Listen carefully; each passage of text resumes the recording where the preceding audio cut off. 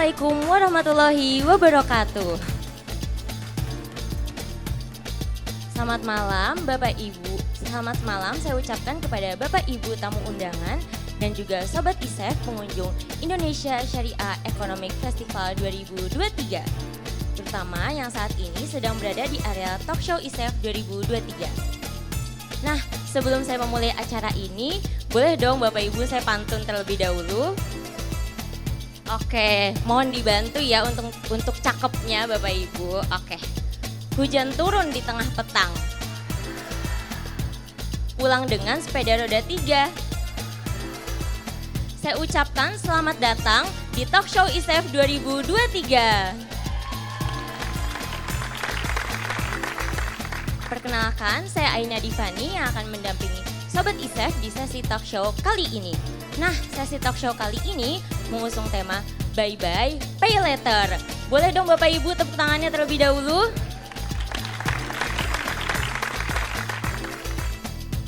Bapak Ibu Sobat ISEF, talk show kali ini merupakan bagian dari Syariah Fair dalam rangka Indonesia Syariah Economic Festival 2023. Para narasumber yang akan hadir di sesi talk show setiap harinya merupakan pelaku usaha, pakar, praktisi, serta public figure dalam ekosistem ekonomi dan keuangan syariah. Sebagai informasi pula bahwa dalam rangkaian acara ISEF kali ini juga menghadirkan berbagai pameran produk halal, modest fashion atau exhibition, berbagai booth lembaga keuangan syariah, tablik akbar, fun walk, dan masih banyak acara lainnya. Bapak Ibu Sobat ISEF, dalam talk show kali ini kita akan berdiskusi mengenai prinsip pengelolaan keuangan dalam Islam yang dapat mencegah masyarakat terjebak dalam utang non-produktif serta menyampaikan bagaimana keuangan sosial Islam dapat mengobati masyarakat yang telah terjebak dalam pinjaman ribawi. Nah, tanpa menunggu waktu berlama-lama lagi untuk memulai acara talk show kali ini, saya akan serahkan kepada moderator kita, Ibu Anissa Nazar. Kepada Ibu Anissa Nazar, waktu dan tempat saya persilahkan.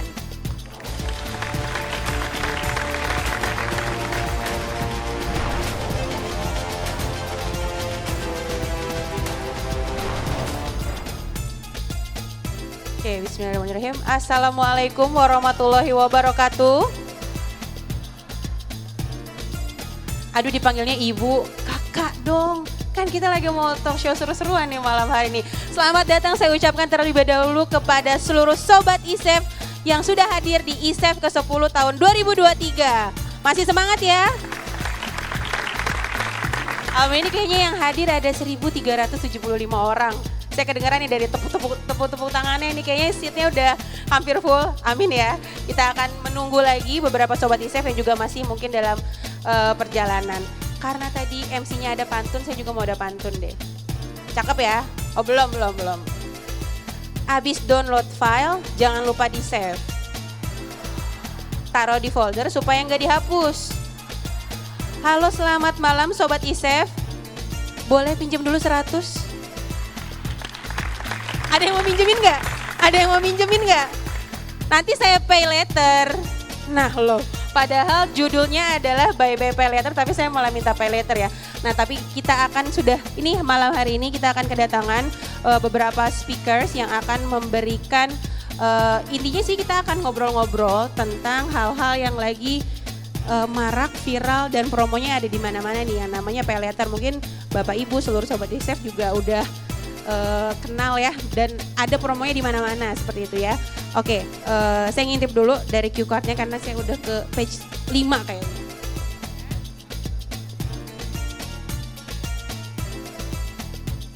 Nah, jadi malam hari ini insya Allah kita akan karena ada 3 nih sebenarnya udah nggak perlu saya undang, udah pasti pada tahu speakersnya yang mana aja karena gede banget ya di belakang. Jadi ada pertama nanti kita akan melihat sebenarnya pay later ini tuh bagaimana sih dalam pandangan dari praktisi keuangan syariah.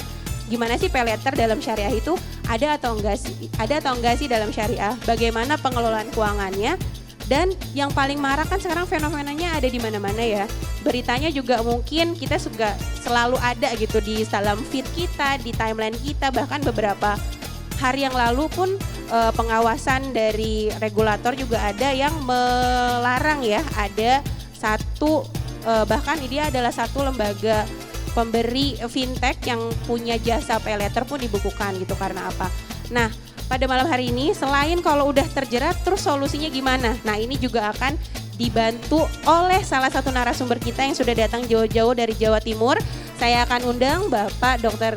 Insinyur Agus Edi Sumanto yang merupakan Direktur Utama dari Bank Ziska.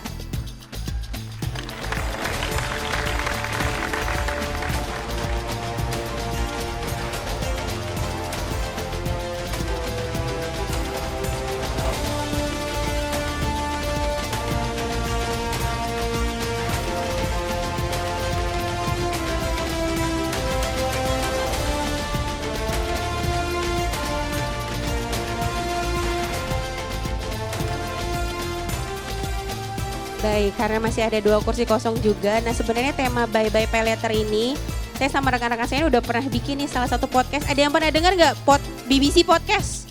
Di Spotify, di Apple Podcast. Kalau belum dengar, nanti bisa dengar episode 1-nya, prequelnya dari talk show kali ini di Spotify, di BBC Podcast. Jadi saya akan mengundang rekan-rekan saya, yaitu dari BBC Podcast Bicara Berkah dan Cuan, ada Mas Greget Kalabuana dan juga Mbak Dewi RD Amelia.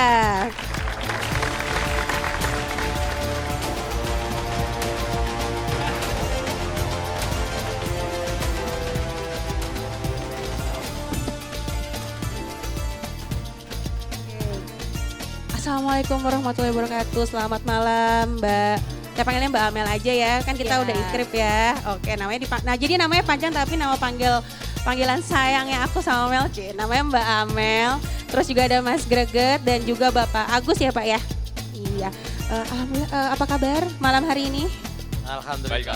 Baik, alhamdulillah. Semoga sehat selalu ya Pak, Bapak dan Ibu dan Mas. Oh kakak, mau kakak? Kakak boleh. Kakak, Kak Amel, Kak Greget dan kakak, kakak Bapak ya. Oke, nah ini memang temanya sebenarnya pay letter ini kita nggak perlu ngomongin, kita pasti tahu Pak, kita pasti dengar kayaknya, apalagi kalau sosial media itu kan bentuknya algoritma juga ya. Jadi misalkan kalau kita ngelihat satu, kita klik ngelihat lagi, ada lagi berita-beritanya lagi gitu, selalu banyak. Dan kayaknya berita-beritanya pun yang kita lihat mungkin pay letter ini ada yang mungkin signalingnya nggak ke arah yang sepengetahuan saya ya, maksudnya saya juga baca-baca dan media sosial yang sering kita dengar itu ada yang terjerat diri lah, atau misalkan juga ada yang nggak diterima kerja, terus juga dapat berita kalau banyak dihubungi sama debt collector seperti itu. Nah, malam hari ini kita pengen bahas, kita nih bener-bener bye-bye atau kita kenalin dulu deh apa hello goodbye atau see you later atau gimana gitu sama yang namanya pay letter gitu. Nah, saya mau ngobrol dulu sama Kakak Greget deh. Nah, kalau Kak Greget ini sebagai praktisi keuangan syariah, sebenarnya kalau mau melihat pay letter atau hutang tuh gimana sih? Ya, kalau pay letter gitu ya, pakai pantun. Aku pantunnya bahasa Inggris boleh nggak ya? Boleh. Yang akhirannya er ya? Ya, Oke, don't you silakan. cry, don't you blue. It's not a goodbye, but see you later. Oh, oke. Tadi mau bilang cakep, Cakep cukup kayaknya enggak. beautiful, nggak gitu. Jadi Pak ya, ini kami soalnya suka bikin podcast, jadi Pak Agus nanti kira-kira kalau misalnya kaget kami ngobrolnya terlalu kesana kemari. Jadi kalau bicara soal pay letter sebenarnya nggak seluruhnya negatif gitu ya. Nanti kita bicara soal pandangan agama Islam, seperti apa kita memahami utang. Tapi mungkin kalau aku, Mbak Anissa, dilihat dari perilaku konsumtif dan produktif gitu. Nah, ketika kita menggunakan pay letter bayar nanti gitu ya, itu untuk kebutuhan yang sifatnya konsumtif atau produktif gitu.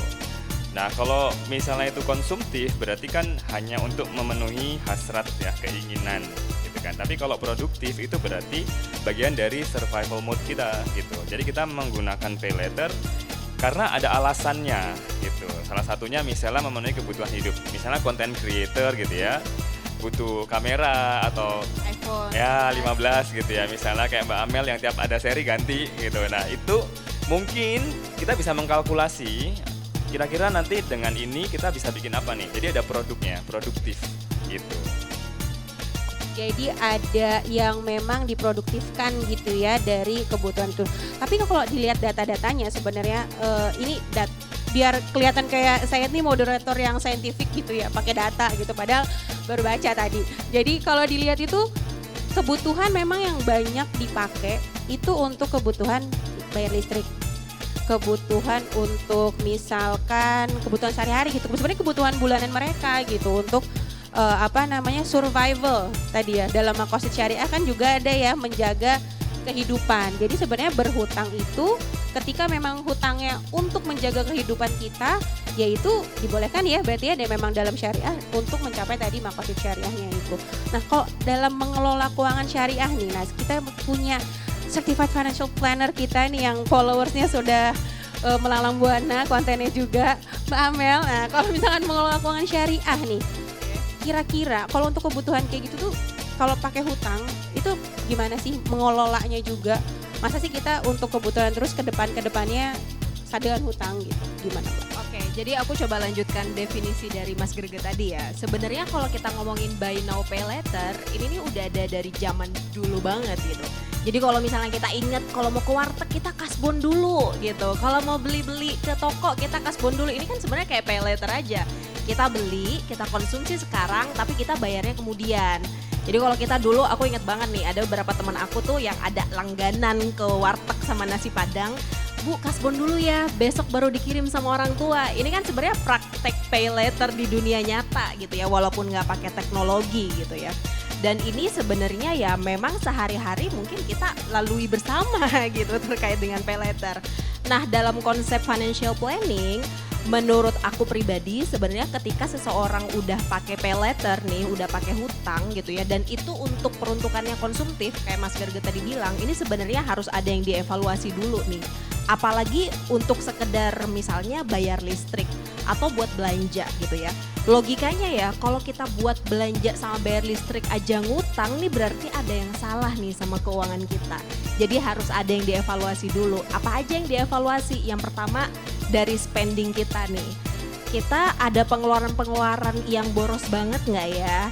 Ada yang bocor nggak ya? Jangan-jangan emang kita pakai pay later udah di tahap yang ketagihan banget, yang ngapa-ngapain tuh harus pakai pay later gitu. Berarti kan masalahnya di behavioral tadi ya, di perilaku tadi katanya Mas Greget. Atau dari sisi income gitu, jangan-jangan kita emang berhutang untuk hal-hal yang kebutuhan kita harus ngutang ya emang karena income-nya nggak cukup. Kalau dalam Islam dia mungkin di kategorinya udah miskin gitu ya. Dia punya income tapi tidak bisa memenuhi untuk kebutuhannya sehari-hari gitu. Nah kalau di case-nya memang income maka penyelesaiannya juga harus income gitu kurang lebihnya. Baik, ini kayaknya Mas Greget udah siap biasanya kita cut kayak iya, umpan lambung gitu. Silakan Mas Greget. Kalau aku gini sih, ini kan case-nya kita beli ya. Jadi utang ini, pay later tuh utang lah ya. Secara esensi dia adalah utang karena bayaran nanti gitu. Nah kembali ke perilaku tadi, misal ini tujuannya untuk beli. Nah seseorang kalau dia memutuskan untuk beli, pertama prinsipnya kalau punya uang, maka yang dibeli itu dibeli dengan cara kontan, lunas, cash gitu. Itu kalau kita punya uang, dan dalam Islam juga dibolehkan seandainya kita punya kemampuan kita membeli dengan kualitas yang terbaik begitu. Nah yang kedua, kalau misalnya nih ya sebenarnya duitnya ada Mel, tapi buat yang lain dulu itu berarti belum ada duitnya gitu loh. Ya kan biasanya gitu ya. Benar. Duitnya ada tapi buat yang lain dulu lah yang buat beli ini pakai pay later aja, itu berarti uangnya belum ada gitu. Atau ada yang bilang ya soalnya harganya terlalu mahal, jadi ya harus pakai pay later. Kalau barang itu harganya terlalu mahal, berarti target marketnya bukan kamu. Gitu. Itu betul, itu realistis sebenarnya. Jadi celotehan-celotehan di media sosial itu sebenarnya make sense ya. Jadi kalau misalnya barang itu kemahalan, target pasarnya bukan kamu. Berarti apa? Berarti kita membeli sesuai dengan kemampuan kita. Gitu. Jadi untuk menghindari pay later itu, nah sambil memperbaiki diri kayak tadi Amel bilang, kalau masalahnya ada di income, seandainya pay later itu muncul karena kebutuhan-kebutuhan primer, berarti income-nya kan kurang. Ya nyari tambahan income, begitu.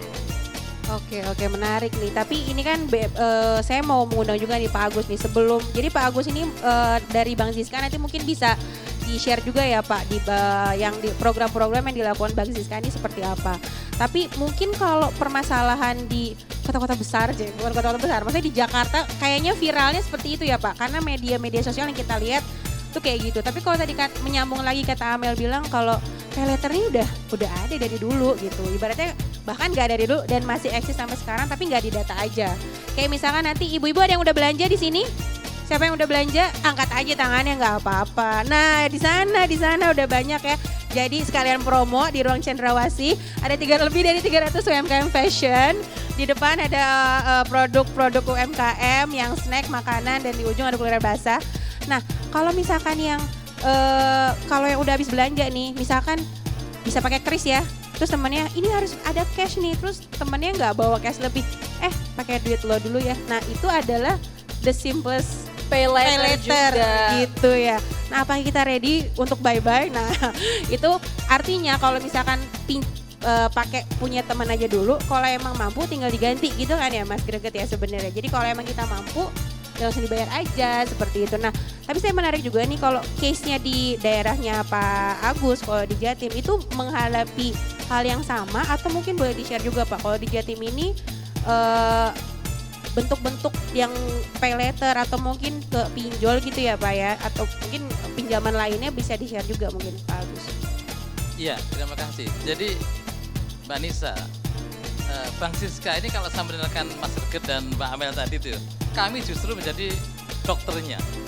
Bang Siska itu mengobati orang-orang yang kena pay letter yang dalam tingkat yang begitu parah. Yang kami tangani ini justru sudah sampai kepada mau bunuh diri, mau jual ginjal, bahkan lebih daripada itu. Jadi korban pay letter dalam konteks tradisional tadi ya, rentenir kemudian dan lain sebagainya itu mereka sangat terpapar luar biasa.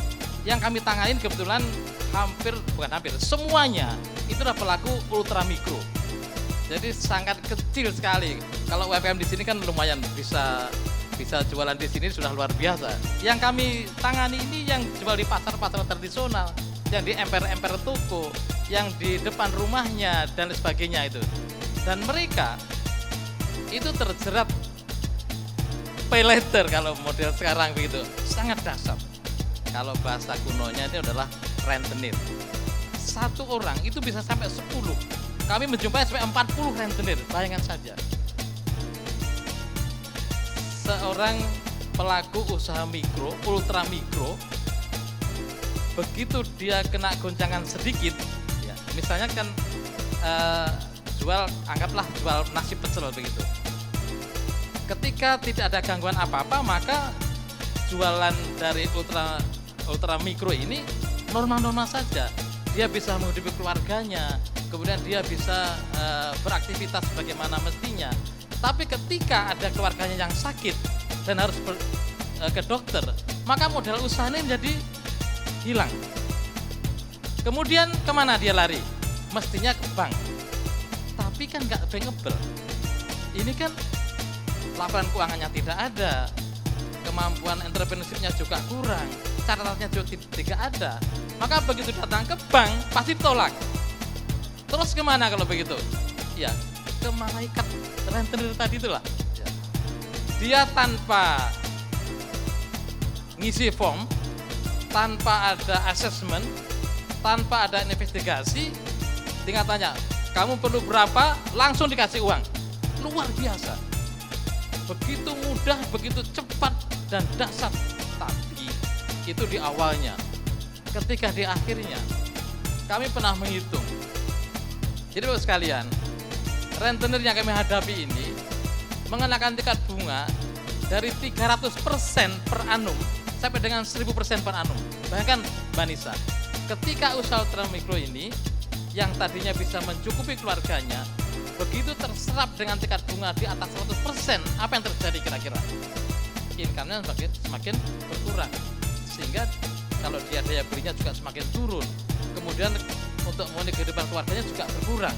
Nah ini sangat luar biasa dampaknya. Dan kami sudah membiayai 1.900 sekarang ini kira-kiranya. Itu pasien kami semuanya.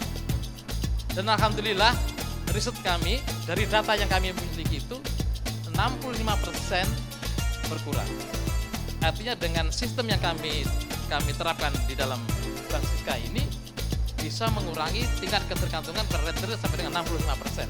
Dan sebagian sudah bebas dan sebagian berdaya. Kami memang konsepnya adalah memperdayakan bagaimana mustahik ini bertransformasi menjadi muzaki.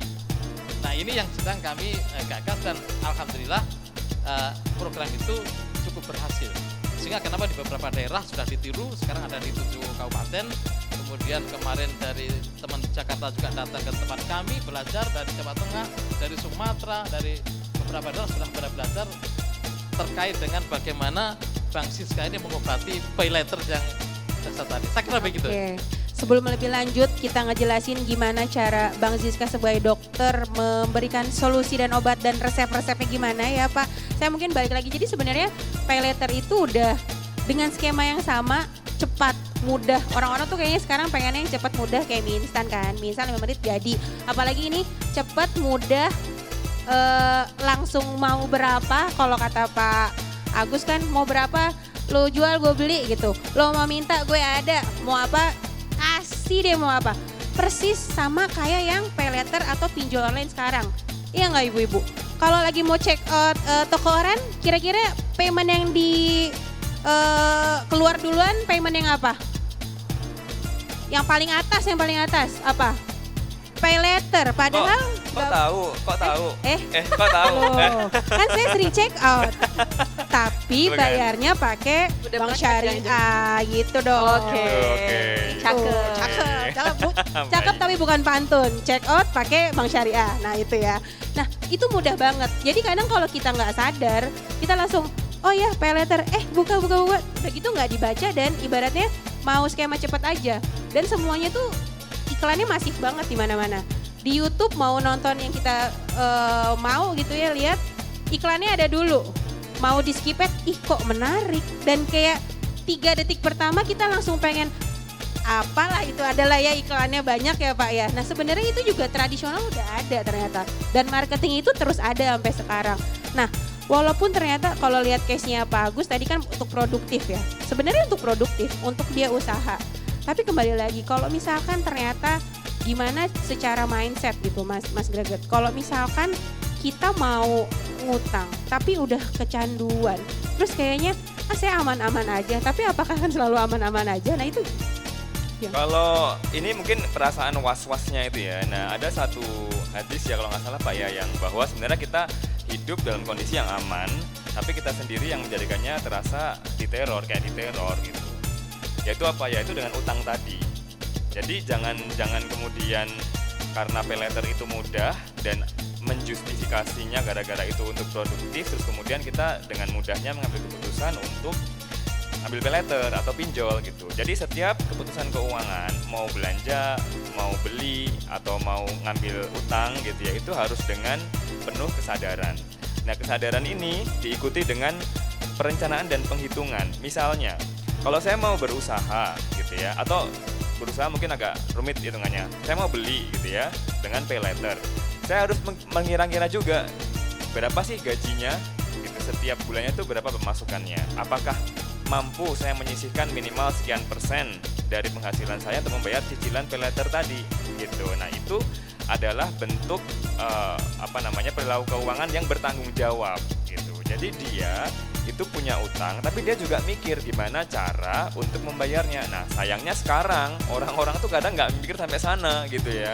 Jadi pokoknya pay later aja deh, dapat dulu gitu ya, nggak Mel ya kan gitu ya. Jadi, Pokoknya kekinian dulu deh Iya, bajunya. gitu, nggak mau kalah. kayak war tiket musisi terkenal gitu ya Pak. Saya kan baca komen-komennya, itu lucu banget komen-komennya tuh gini.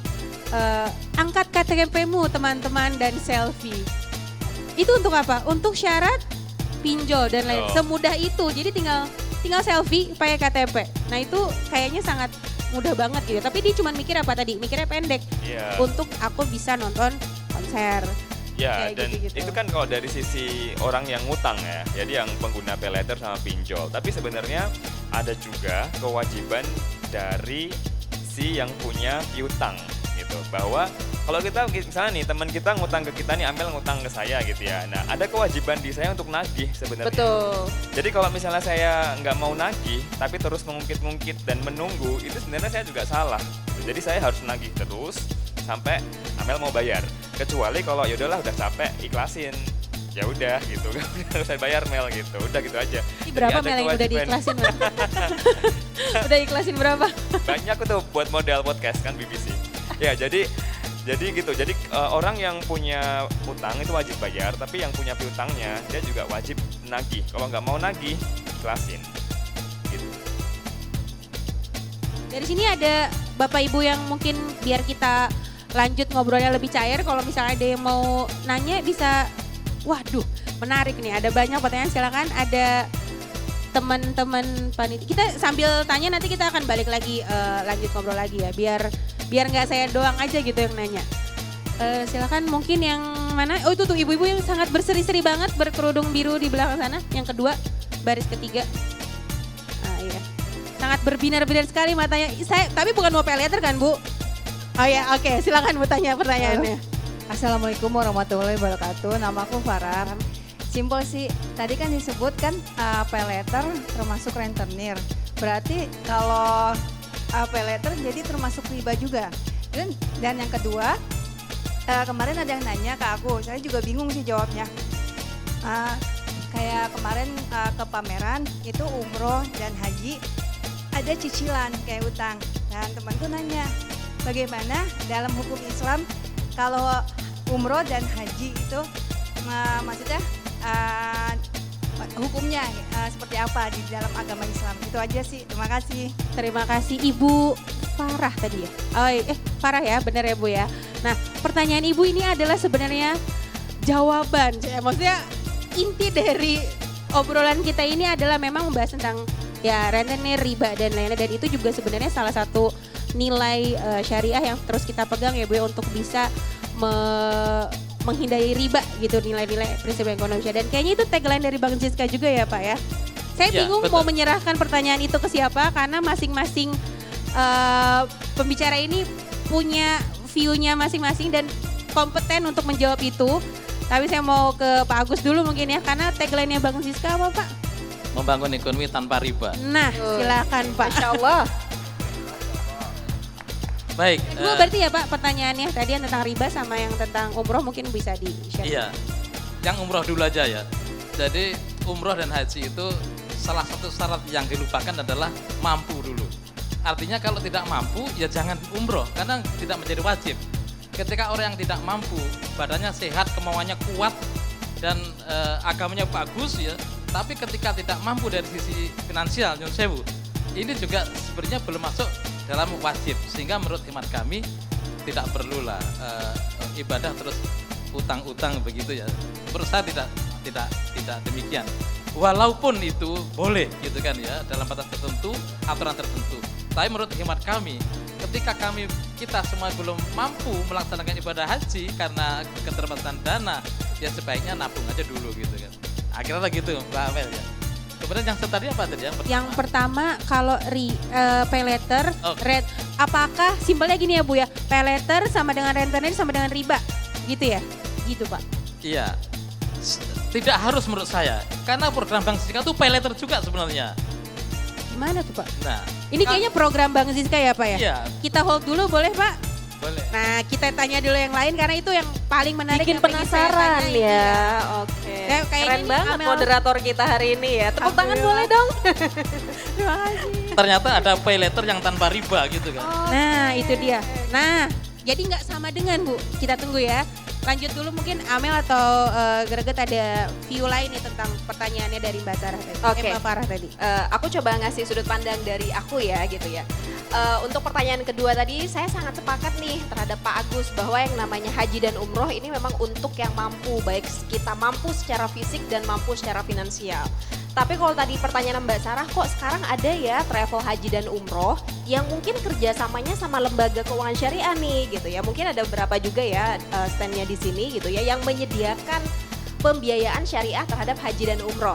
Ini kalau yang saya pelajari gitu ya, ini sebenarnya ada pendapat ulama ini diperbolehkan asalkan yang pinjam ini memang sudah pasti bayar. Dalam artian misalnya gini, saya PNS udah pasti dapat gaji tiap tanggal 1 gitu ya. Dan kalau misalnya saya ambil pembiayaan bank syariah A untuk umroh gitu, saya insya Allah bisa bayar nih 1 juta tiap bulannya gitu ya. Nah ini ada ulama yang memperbolehkan, makanya ada produk-produknya dari bank syariah itu gitu ya. Walaupun memang ada beberapa ulama gitu ya yang nggak setuju gitu ya, ibaratnya kalau haji dan umroh ya pokoknya harus cash, nggak boleh pakai pembiayaan gitu. Tapi intinya saya di sini mau bilang bahwa kalau kita melihat ada lembaga keuangan syariah yang menawarkan produk seperti itu, ini sebenarnya juga diperbolehkan. Dan tentunya ini sistemnya bukan utang piutang. Kalau misalnya kita bayar lebih, ada akad-akad lain yang diperbolehkan nih dalam Islam. Misalnya akadnya kalau ke pay letter ya gitu ya, itu ada akad ijaroh, akad murabahah dan segala macamnya. Balik lagi ke pertanyaan pertama ya, biar sekalian ya. Apakah pay letter sama dengan rentenir sama dengan riba? Jawabannya Pak Agus saya sepakat, belum tentu. Karena kalau kita ngomongin hutang, kalau kita ngomongin pay letter secara umum, ini sebenarnya konsep syariahnya, konsep muamalahnya gini. Dalam muamalah itu kita harus tahu bahwa semua hal itu boleh gitu ya. Everything is permissible sampai ada suatu yang membuktikan bahwa transaksinya atau akadnya nih nggak sesuai syariah, tidak sesuai dengan prinsip syariah gitu. Jadi hutang prinsipnya dalam Islam boleh, tapi kita lihat dulu nih, hutangnya ada ribanya nggak? Kalau ada ribanya nggak boleh, itu haram gitu. Jadi pay letter yang seperti apa yang sesuai syariah gitu ya, pay letter yang menggunakan akad-akad yang sesuai syariah. Yang tidak sesuai syariah yang seperti apa? Pay letter yang ada di sini yang teman-teman tahu gitu ya, misalnya di toko oren, toko ijo gitu ya, atau misalnya yang banyak teman-teman tahu gitu ya, itu kurang lebih akadnya gini, dia pakai akad court atau akad pinjam meminjam yang nanti kita akan bayar bunga nih. Misalnya saya mau beli Mas Greget ya, tadi Mas Greget ngasih contohnya aku, jadi aku nggak mau kalah dong. Mas Greget mau Balikin Mel. Atau nggak mungkin telat sih Mbak Yana, tenang. Nggak mungkin kena riba. Misalnya Mas Greget mau beli HP baru iPhone 15. Harganya kurang lebih di pasaran 20 juta. Dia mau bayar Udah cek harga. Udah cek harga. Udah cek harga, Iya, oke, udah dong. Kan konten kreator. Mantap. Oke, jadi harganya 20 juta nih teman-teman semuanya. 20 juta kalau misalnya kita beli di toko oren, kita misalnya mau bayarnya 10 bulan biar gampang ya. Kalau 10 bulan tanpa bunga, kita bayarnya ya udah biasa, berarti berapa tuh? 200.000, bener ya? Itu mah 2 juta harusnya. kira-kira 200.000 jadi 2 juta dong. 2 juta tiap bulannya. 2 juta. Tapi karena kita bayarnya pakai pay letter, coba deh lihat kalau toko oren itu biasanya nawarin bayar 3 kali atau bayar 6 kali. Itu bayarnya kita udah nggak 2 juta lagi, pasti 2.200.000 lah, 2.300.000. Artinya ada tambahan di situ yang ketika tambahan ini dalam akad utang piutang itu riba gitu ya. Itu nggak boleh, itu haram gitu ya. Jadi kalau misalnya teman-teman tahu gitu ya, setiap hutang piutang yang menghasilkan manfaat maka itu adalah riba. Ini hadis riwayat Muslim. Nah untuk case seperti ini yang prinsip dasarnya akadnya adalah court, ada tambahan, ada bunga, itu udah pasti riba.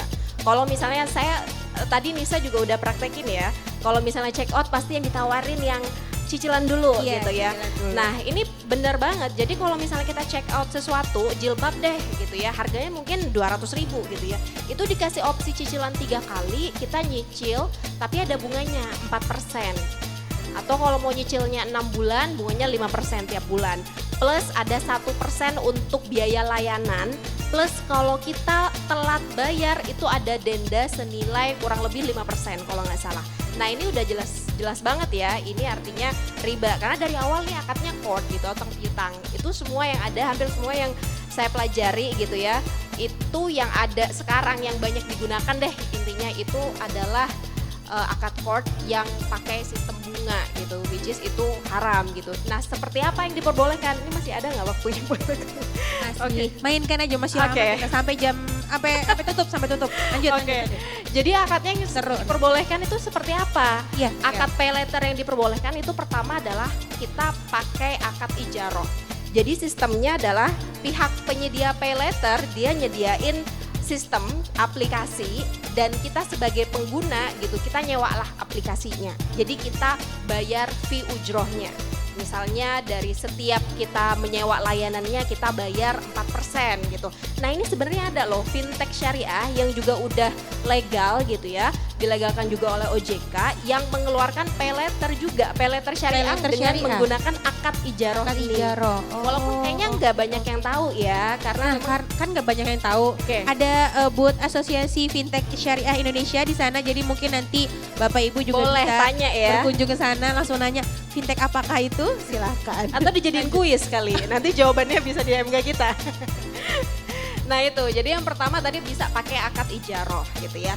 Atau yang kedua itu juga bisa pakai akad jual beli atau murabahah. Ini sistemnya gampangnya kalau kita kayak ke bank syariah, mau beli mobil gitu ya. Kita kan kalau ke bank syariah bukan kita mau minjem uang, saya pinjem uangnya dong 100 juta. Atau jangan 100 juta deh 300 juta. Mau beli mobil listrik yang apa tuh? Wuling ya? Wuling. Mau beli mobil listrik Wuling gitu yang lagi hit sekarang gitu. Itu nggak bisa kita ke bank syariah mau pinjam uang. Karena sistemnya kalau bank syariah kan pembiayaan gitu ya. Nah sistemnya apa? Jadi bank syariah akan membuat suatu sistem, misalnya dalam hal ini murabahah gitu ya. Jadi bank syariah akan beli dulu nih si mobil Wulingnya tadi senilai 300 juta lalu ngejual ke kita plus marginnya. Jadi 350 juta. Nah ini juga biasanya bisa juga menjadi salah satu akad yang ada di pay letter. Atau yang lainnya juga bisa pakai akad kafalah, jualah dan lain sebagainya. Nanti mungkin tambahin Mas Greget ya. Jadi intinya kalau teman-teman tahu di bank syariah juga ngeluarin kartu pembiayaan syariah ya. Kalau mungkin kita lebih taunya kartu kredit deh gitu ya. Kartu kredit bank syariah tuh ada juga. Lalu kan kita berpikir ya itu pakai akad apa? Itu pakai akad istilahnya hybrid contract. Jadi akadnya ada 3 yaitu antara akad ijaroh, akad kafalah gitu ya. Sama satu lagi akad apa? Arahan. Akad court. Oh, court. Yes. Jadi ada 3 akad itu. Jadi memang sebenarnya bisa aja loh pay letter yang syariah dan ada fintech yang juga yang ngeluarin pay letter syariah.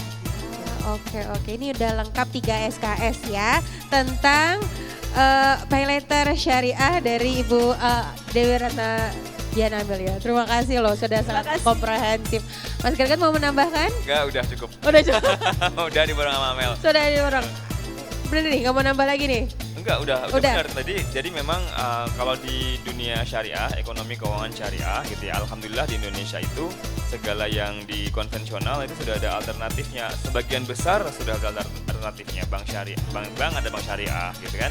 Pay letter, ada pay letter syariah. Jadi Bapak Ibu kalau misalnya memang pengen menggunakan produk-produk keuangan, coba kita telusuri dulu gitu. Ada nggak ya yang tidak terkena hukum riba gitu. Jadi cari yang syariah-syariahnya. Dari ciri-cirinya sudah jelas kok kalau misalnya tiba-tiba tahu-tahu ada kata-kata bunga gitu ya, ya udah dihindari aja gitu.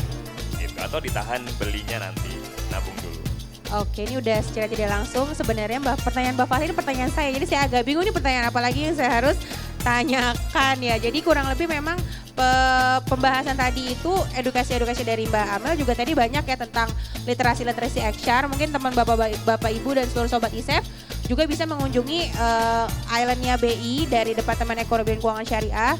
Itu di depan juga ada booth-nya gitu ya, mau belajar lebih lanjut tentang HR juga bisa di sana. Kemudian juga mau tahu nih KPR Syariah, Pay Letter Syariah, ada juga di Island Islamic Islamic Finance ya di sebelah sana gitu untuk bisa terus lebih lanjut. Dan mau daftar kartu pembiayaan syariah juga bisa di salah satu bank syariah yang ada di sana. Kalau tadi Mas Greget bilang ada syariah, kita tuh mau tagline ISEF ini brings out halal in you gitu. Oke. Nah kita kan cuman fokus biasanya halal ini sama Makanan. produknya makanan, relate-nya cuma sama makanan doang.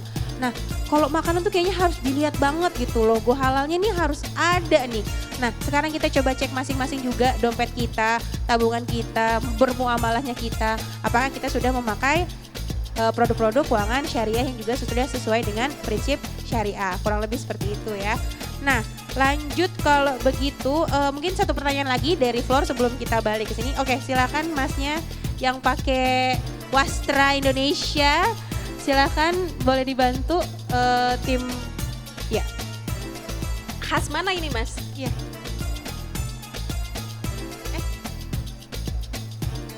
Tes. Oke. Iya. Assalamualaikum warahmatullahi wabarakatuh. Ini dari Waalaikumsalam. Riau Bu, dari Philly Collection. Keren banget. Boothnya sebelah mana? Di sana. Oh siap nanti saya masuk sana. Iya. Oke, saya mau tanya kalau masalah syariah ya, apakah semua bank syariah itu udah ter-approve sama OJK gitu? Kak, penting gak sih kita nyari ya bank syariah yang udah ter-approve OJK? Dan soal debt collection, debt collector seperti itu, apakah ada adabnya juga yang syariah seperti itu? Apakah ada semacam kayak training kalau bank syariah pasti debt collectornya tidak seperti konvensional lain yang jadi teror seperti itu? Terima kasih. Attitude-nya, makasih. Oh, terima kasih. Jadi ini udah bahas kelembagaan dan adabnya yang syariah gitu ya.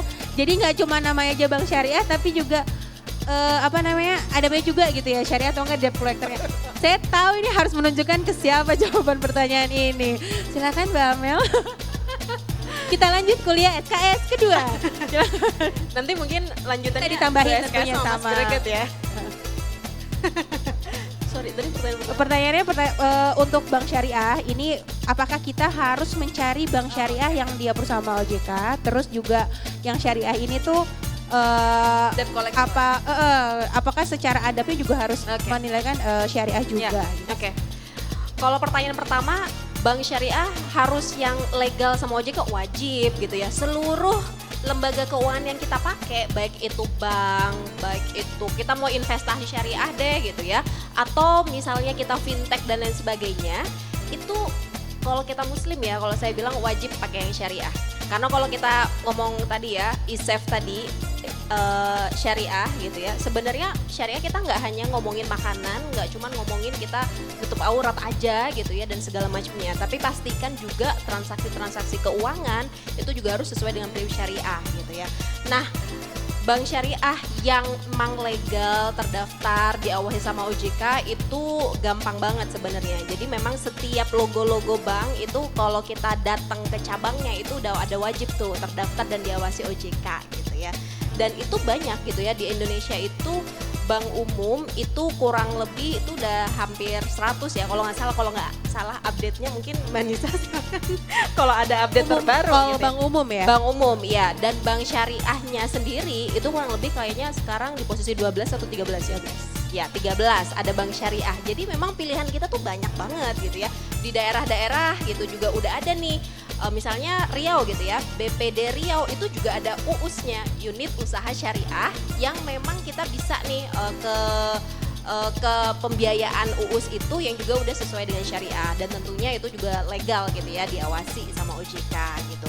Nah pertanyaan kedua, debt collector yang bank syariah ini beda nggak ya sama konvensional? Harusnya beda gitu ya. Karena memang kalau kita ngomongin syariah kan kita nggak cuma sekedar ngomongin ini haram, ini halal, tapi juga kita ngomongin adab. Kalau kita ngomongin adab, berarti dalam penagihan hutang pun kalau dalam Islam ya Mas Greget ya, nanti mungkin bisa ditambahin, itu juga harus baik-baik. Tadi Mas Greget bilang kalau saya punya hutang sama Mas Greget punya kewajiban kepada saya untuk menagih. Nah itu sebenarnya tugasnya debt collector kalau di bank syariah. Adabnya ada nggak? Ada. Jadi kita harus menagih dalam kondisi baik-baik. Jangan sampai ibaratnya kita nagih kalau kayak yang banyak sekarang di berita gitu ya, yang makanya banyak orang sampai stres bunuh diri karena debt collectornya itu ibaratnya nggak punya adab gitu, sampai yang ngomong kasar lah gitu ya, sampai keluarganya pun ditelepon sama debt collectornya, diomongin pakai kata-kata kasar dan segala macamnya. Ini kan berarti kan mereka penagihannya nggak beradab gitu ya. Jadi kalau menurut saya pribadi ya memang seharusnya dan normatifnya memang harus beradab gitu ya dari sisi lembaga keuangan syariah ini gitu. Ya kalau dari saya mungkin sebelum ke yang adab tadi, Bank Riau Kepri itu udah konversi ya kalau nggak salah ya syariah. Sudah Jadi bank umum konversi. syariah Sudah ya? bank umum syariah. Jadi beruntung sekali kalau tinggalnya di sana karena bahkan bank bangunan daerahnya aja bank syariah. Gitu ada 3 kalau nggak salah ya, Aceh, kemudian NTB dan satu lagi Bank Riau ya terakhir. Bank Riau Kepri ya. Nah kalau soal penagihan, kan kita kan diajarkan kalau seandainya ada yang berutang dengan kita, misalnya dia kesulitan membayar, kita beri kelonggaran gitu. Nah mestinya itu juga diwujudkan dalam proses penagihan dalam institusi gitu. Kalau misalnya lewat bank syariah gitu ya, kemudian lewat fintech, itu tentunya juga ada mekanisme seperti itu sehingga tidak memberatkan. Tapi itu bukan berarti terus, loh kok syariah kalau misalnya telat bayar gitu ya, Ada kok ada denda. denda gitu. Lah sekarang kalau kita nggak bayar, nggak ada denda, orang pada nggak bayar gitu. Jadi ada yang namanya sistem, ada yang namanya manajemen risiko.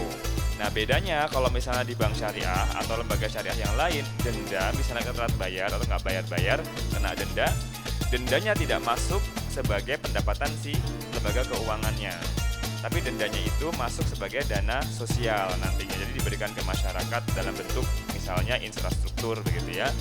Artinya apa? Artinya tetap ada manajemen risiko gitu. Jadi supaya ya yang bayar itu yang utang juga tetap bayar gitu. Nah, artinya gini, jangan sampai kita menyalahartikan bahwa syariah itu terus kemudian tanpa aturan gitu ya. Jadi enak gitu, betul. utang nggak bayar, nggak bakal ditagih, nggak bakal ada jaminan misalnya gitu. Jadi bukan seperti itu. Sepakat. Baik, terima kasih jawabannya. Nah, ngomong-ngomong tentang bank, terima kasih ya Mas siapa tadi? Semi.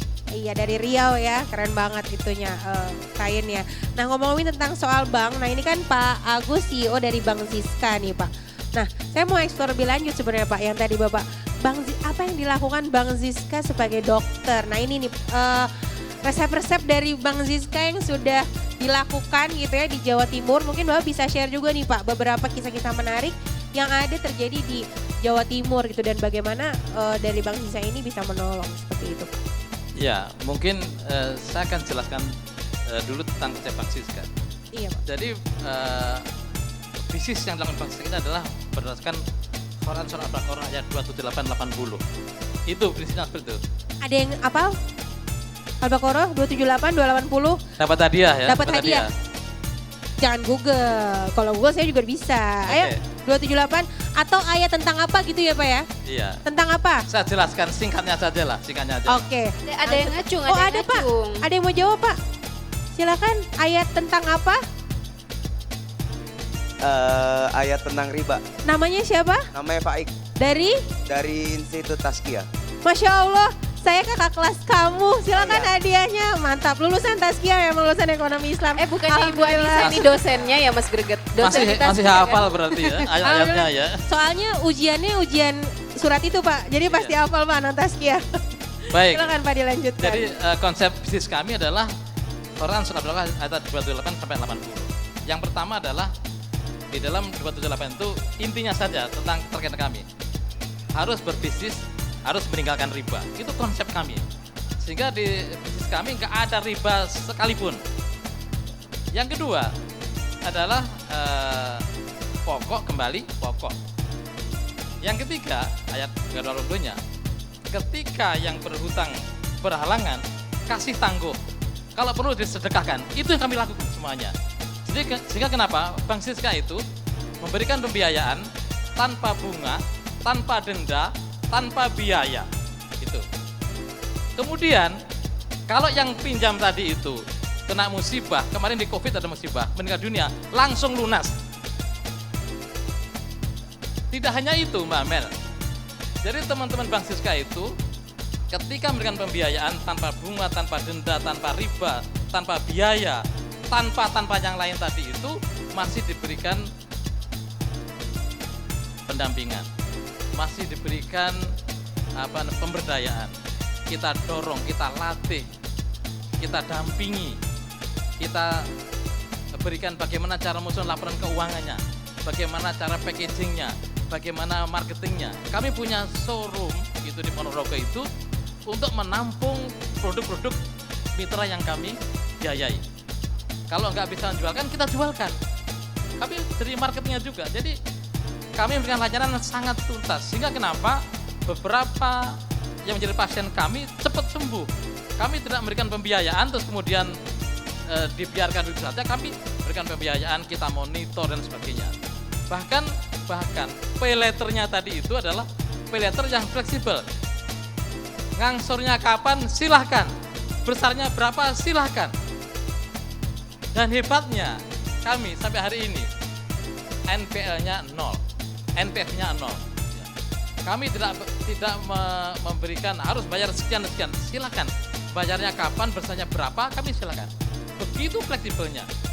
Dan tidak hanya itu, kita dampingi, kita berdayakan, kita ajari bagaimana produk halal, bagaimana mem-packaging yang bagus, bagaimana memasarkan yang bagus. Jadi kami ini dokter all in, semuanya kita lakukan. Karena kita ingin pasien-pasien kami langsung sembuh. Tidak hanya sembuh, langsung berdaya. Tidak hanya berdaya, tapi juga membayar zakat setelah itu. Ini yang kami lakukan. Nah, itulah kira-kira. konsep Bank Siska ya simpelnya kan tadi itu, tanpa bunga, tanpa denda, tanpa biaya, ngangsurnya kapan saja boleh, gitu kan ya. Kemudian yang penting ngangsur sampai selesai. Kalau nggak mampu meninggal dunia, ya kita ikhlaskan jadi sedekah. Nah, itu Keren kira-kira. banget, Pak. Saya kira ini bank nomor 1 di dunia saya kira ya. Tepuk tangan dulu untuk Bang Ziska. Programnya keren banget nah, Pak. Tapi ini pada bayar Pak? Pada bayar atau emang lebih banyak disedekahkan atau Oh, jadinya gua banyak bayar yang semua. Tadi NPF-nya 0. Artinya apa? Semua bayar artinya gitu Semua kan. bayar ya, Pak ya? Ketika bank-bank tuh pusing tentang NPF, NPL, kami justru santai-santai saja karena 0. Semua bayar. Jadi itu. Berarti ini dari lembaga zakat ya Pak ya? Dari zakatnya orang-orang yang disalurkan atau gimana Pak? Ya, jadi funding kan karena bank kami bukan bank beneran ya. Ini yang mau saya tanyakan nih. Ya, Depannya jadi Bang apakah sesuai kalau- Undang-Undang P2SK atau misalkan Bang Ziska apa nih Pak? Boleh mungkin Jadi kalau dijelaskan, bank Pak? itu kan dia ada funding, ada financing. Betul. Kalau kami fundingnya dari lembaga-lembaga zakat, lembaga wakaf. Nah kami sebagai pengelola financingnya. Jadi yang funding adalah yang lembaga-lembaga tadi, LAS, kemudian wakaf itu mempercayakan donasi kepada kami, kemudian kami menjalankan. Baru beberapa hari yang lalu, salah satu BUMN yang besar di Indonesia ini menyerahkan dananya kepada kami karena sudah distudi, kemudian sudah dipelajari, sistemnya cocok dengan yang diharapkan, menitipkan dananya yang sangat besar menurut hemat kami untuk dijalankan dengan konsep Bank Siska tadi itu. Jadi kami menjalankan yang tadi itu tanpa bunga, tanpa denda, tanpa biaya dan seterusnya. Masih plus pemberdayaan tadi itu. Jadi Ada satu case menarik nggak gitu Pak yang mungkin bisa di-share gitu yang emang benar-benar saya tuh sempat baca juga ada yang case-nya kan ada yang tadi ya berita-berita pay letter, berita-berita pinjol ini yang mau bunuh diri lah yang karena debt collector atau apa gitu. Mungkin ada success story nih Pak dari salah satu yang paling terkenang gitu sama Pak Agus. Bisa di-share nih Pak di sini. sebenarnya banyak sekali ya. Jadi tapi saya kira cerita yang satu saja case ya. Ada bakul bakso. Bakul bakso itu punya utang 2 juta ke rentenir gitu. Itu sudah sampai 10 tahun itu nggak lunas. Karena begitu lunas dikasih lagi, lunas kasih lagi gitu kan ya. Jadi bayar bunganya terus Luar gitu ya, biasa. Pak ya. Nah, setiap hari keluarganya tuh hampir berantakan gitu kan. Jadi pulang kerja nggak bawa uang ya. Karena apa? Seluruh keuntungannya untuk membayar ke rentenir tadi itu. Kemudian ketemu kami lah gitu kan. Kita wawancara, kemudian masalahnya bagaimana? Coba oke lah. Kalau gitu kita take over utangnya tadi itu. Take over diganti dengan pembiayaan yang tanpa bunga, tanpa denda tadi itu. Tentu belum semuanya karena kami memberikan pembiayaan ini rata-rata sampai hari ini ya 500 sampai 700 lah. Maksimum 2 juta. Jadi memang belum besar gitu kan. Pedagang kecil. Gitu. Nah, begitu kita tangani sekali, 2 kali, 3 kali putaran sudah lunas. Nah sekarang sudah bisa beli motor, beli HP, sudah buka cabang baru. Dan case seperti ini tidak hanya satu. Ada berapa tadi Pak? Banyak lah sudah. Banyak ya Pak, dari 7 kabupaten. Iya, di 7 7 kabupaten. kabupaten. Di Ponorogo. Oh, Jadi jadi- ya itulah kami lakukan. Nah kami di sini ada relawan-relawan, ada yang ikut kami bersama ini. Yaitu pekerjaannya luar biasa dahsyat. Kami ini bekerja tanpa digaji, tanpa diberikan insentif, tanpa honor gitu ya. Tapi teman-teman relawan sangat begitu gembira. Begitu membantu orang keluar dari situasi yang sulit. Itu kegembiraan yang luar biasa. Nah ini saya kira teman-teman mungkin boleh dipanggil salah satu ke teman. Boleh Pak. Ada yang mau share mungkin dari salah Mas satu Faruk, relawan Mas berarti, Faruk, Pak? Mas Faruk coba Mas Faruk. Mas Faruk kesini coba, ceritalah ini. Ini salah satu tokoh pelaku Bank Siska yang mungkin bisa cerita lebih detail. Silakan cerita. Ke depan ya, biar lihat ke sana. Ya. Assalamualaikum warahmatullahi wabarakatuh. Saya salah satu relawan dari Bank Siska yang ada di Ponorogo gitu ya, di Jawa Timur. Jadi kami ini membiayai pedagang-pedagang kecil gitu ya. Pedagang-pedagang kecil ultramikro yang tadi sudah disampaikan terjerat oleh rentenir gitu. Jadi kami memberikan pembiayaan tanpa bunga, tanpa tambahan gitu, tanpa denda, tanpa kolateral gitu. Terus dengan jangka waktu yang sangat lunak gitu. Mungkin kalau di Jakarta belum ada. Gitu.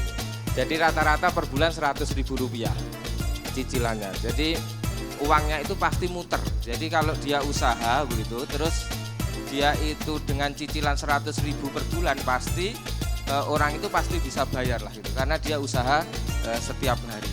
Dan kita tidak bebankan bunga sama sekali.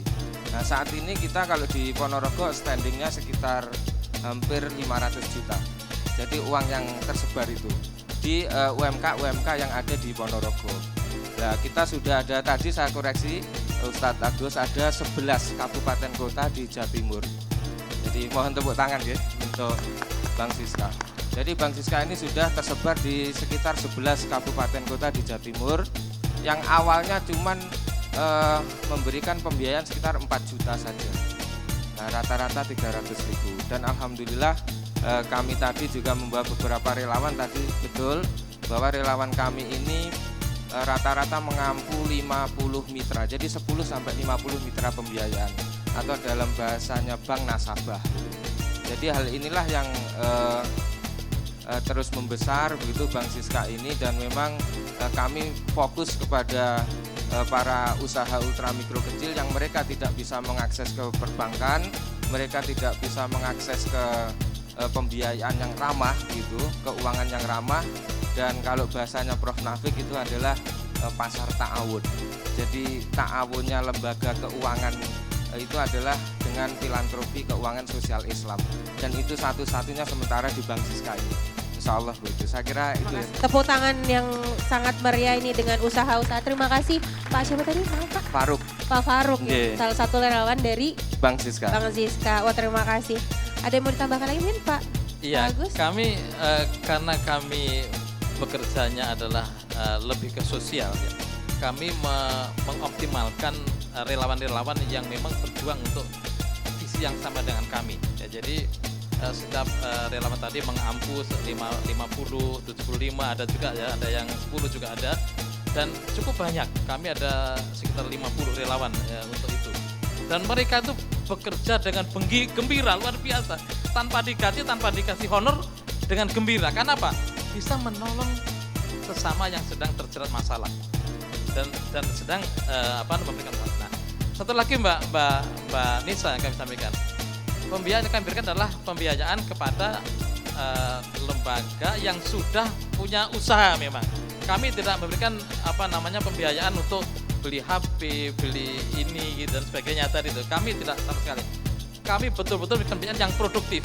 Yang kami biaya adalah seseorang yang sudah berusaha, yang memiliki usaha. Yang belum kami tidak biayai.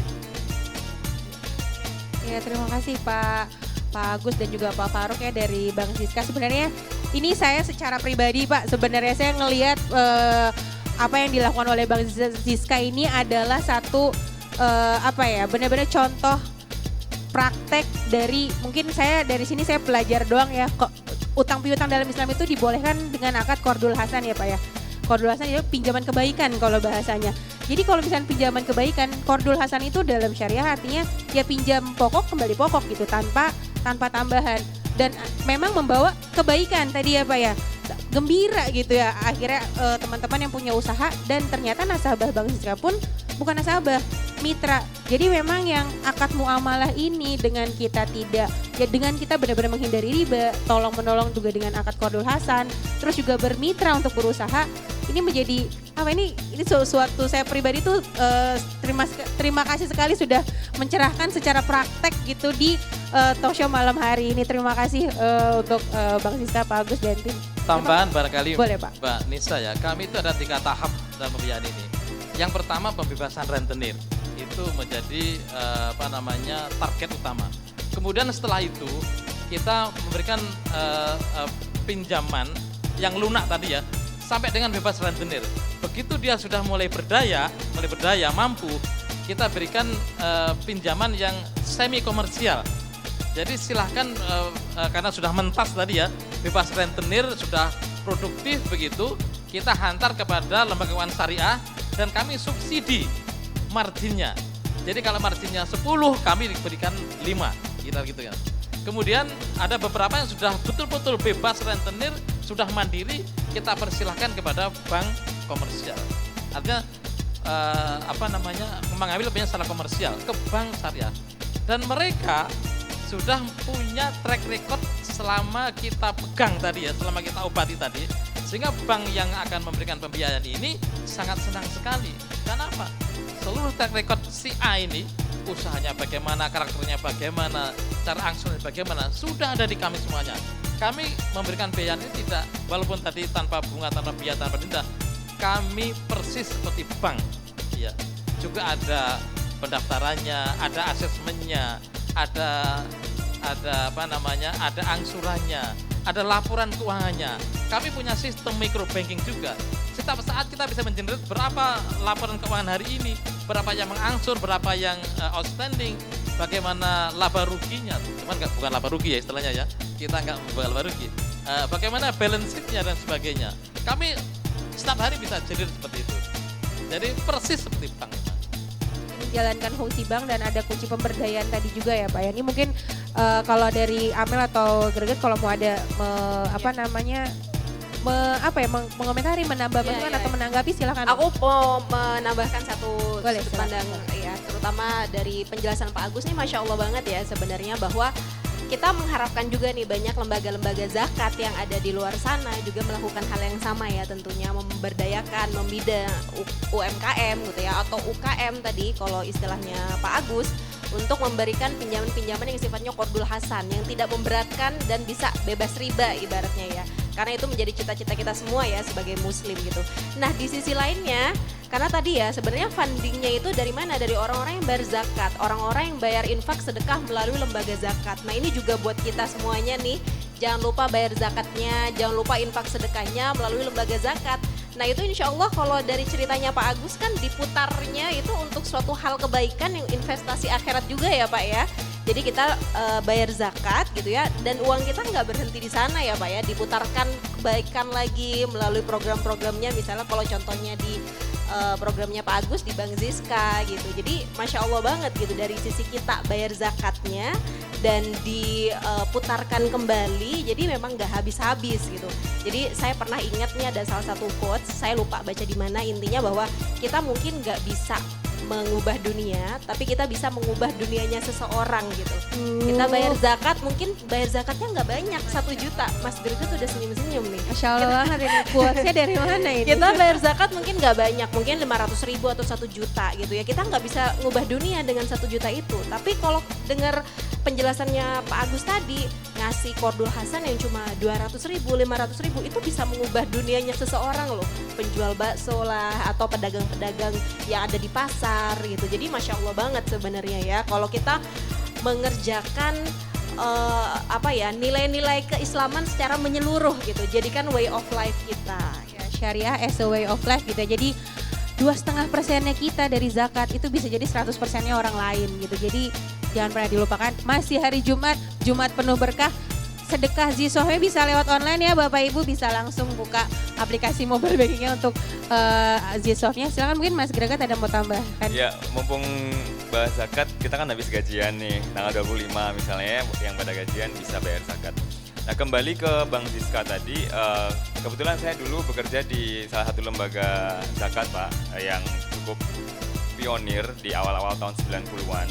Dan memang ada program yang seperti itu, diberikan ke ibu-ibu yang punya usaha, dan kemudian ibu-ibu ini bertransformasi menjadi muzaki.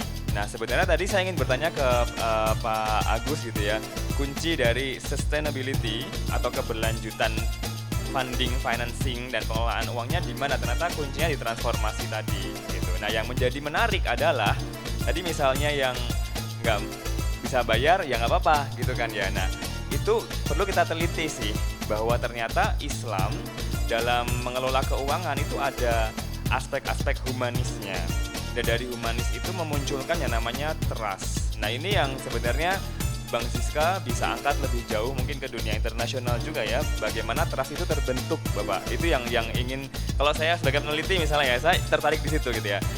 Pertama, trustnya bagaimana membentuk antara Bank Ziska dengan mitra atau nasabahnya tadi. Terus yang kedua, ada karakter altruis dari perusahaan atau institusi atau lembaga Bank Ziska ini gitu. Nah ini juga sepertinya muncul karena tadi ada pendekatan misalnya diajarin gitu ya, kemudian dilatih sampai mereka itu berdaya sehingga mereka keluar dari garis kemiskinan dan menjadi produktif dan membayar zakat gitu. Nah, ini juga sama dengan pendekatan yang pernah dilakukan oleh, kalau kita bicara siroh ya, Abu Bakar As-Siddiq.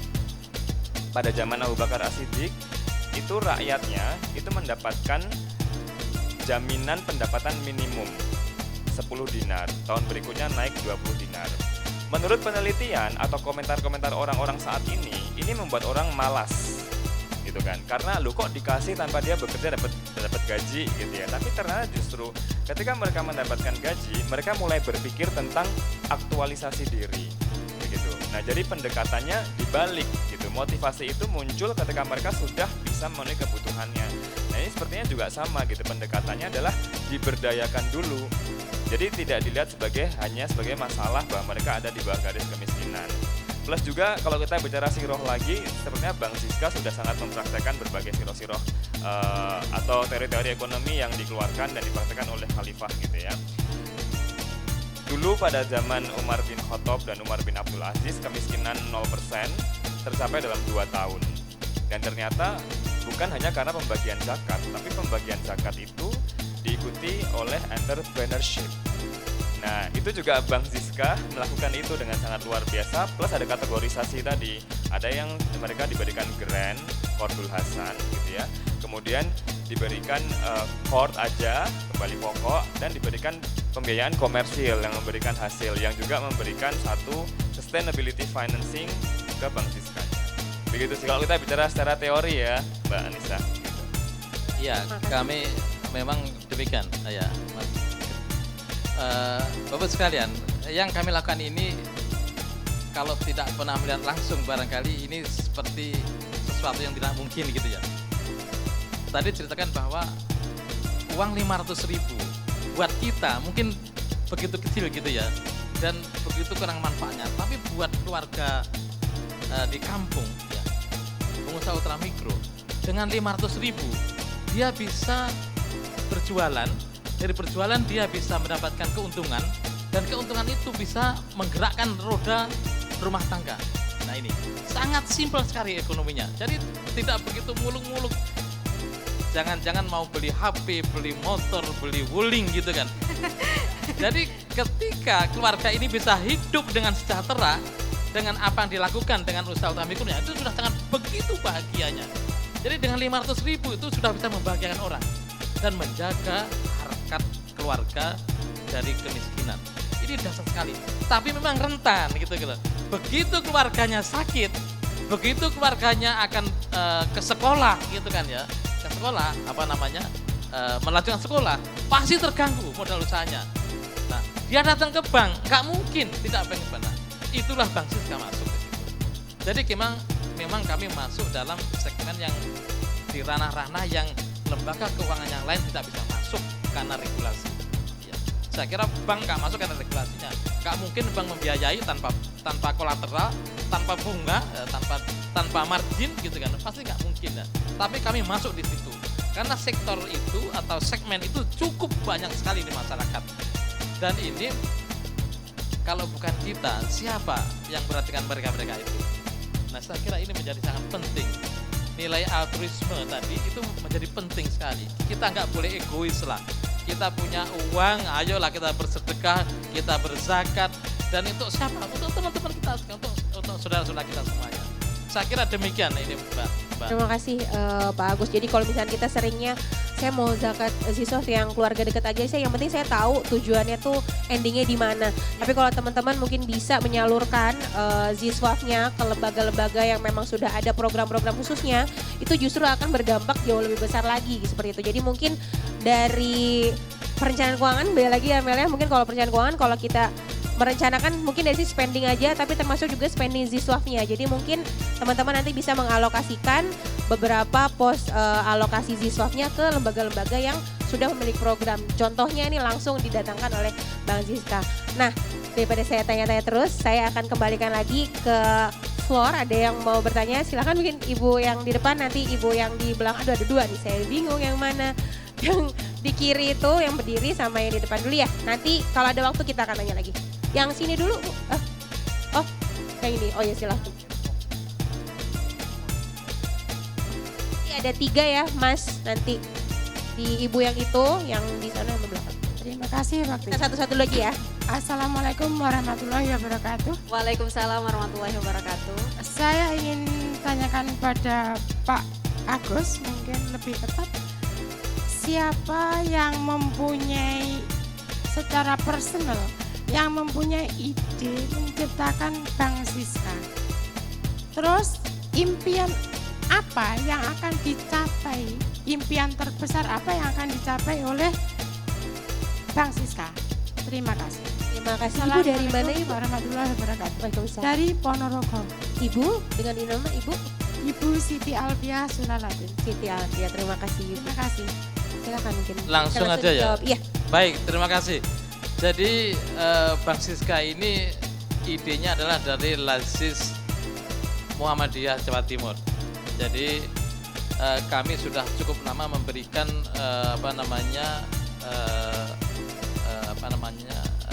pembiayaan atau donasi yang sifatnya charity. Begitu dikasih hilang.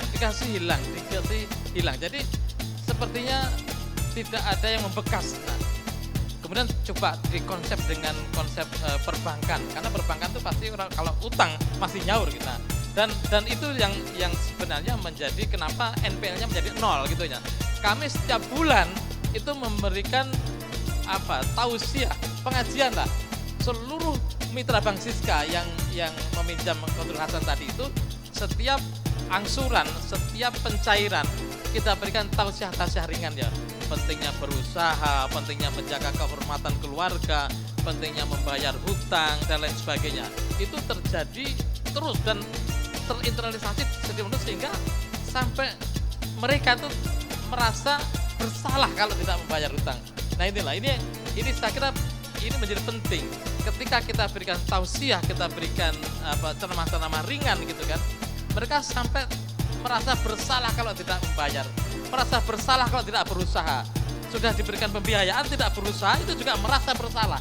Sehingga kenapa begitu diberikan pembiayaan semakin produktif. Kami ada kisah yang menarik. Ketika waktu ngumpul bulanan gitu ya, kita sudah sampaikan tidak perlu membawa apapun karena ini sifatnya memang ceramah biasa, tausiah biasa gitu. Tapi mereka itu sudah berbondong-bondong. Ada yang bawa teh, ada yang bawa kue, ada yang bawa macam-macam gitu kan. Nah, padahal utangnya cuma 500.000, bawa kuenya aja 200.000 nilainya. Nah ini kan sesuatu yang luar biasa. Setelah kita tanya kenapa demikian, Pak, setelah mendapat pembiayaan dari Bank Siska, usaha kami semakin maju. Nah, dan mereka itu sangat yakin karena ini dana dari LAS, dana fundingnya dari Lembaga Infak Sodako, ini dana suci sehingga takut kalau ngemplang gitu kan. Nah, takut ngemplang ini saya kira hal yang baik. Oke, yang pertama itu. Yang kedua, tujuan Bank Siska apa? Ya tadi tagline kami adalah membangun ekonomi tanpa riba. Kami yakin sekali riba itu akan musnah. Ayatnya begitu memang. Ya. Dan sedekah akan subur. Itu ayatnya demikian. Dan kami melakukan itu. Kami memang masih kecil, tapi kita mulai saja. Kalau nggak ada yang mulai, siapa lagi gitu kan? Jadi kan Bank Siska meyakini ayat itu, kalau yang namanya riba itu akan musnah dan sedekah akan subur. Nah, kami yakin sekali. Mudah-mudahan sekarangnya ahli sedekah semuanya nanti. Amin. Ya. Masya Allah, tepuk tangan dulu. Jadi kita hilangkan riba, kita suburkan sedekah. Oke, pertanyaan kedua dari ibu yang di depan, mungkin Mas boleh. Ya, yang ini ya. Terima kasih. Assalamualaikum warahmatullahi wabarakatuh. Tadi disampaikan memang tidak ada bunga, tidak ada denda dan seterusnya. Tapi tetap ada asesmen ya Pak Agus.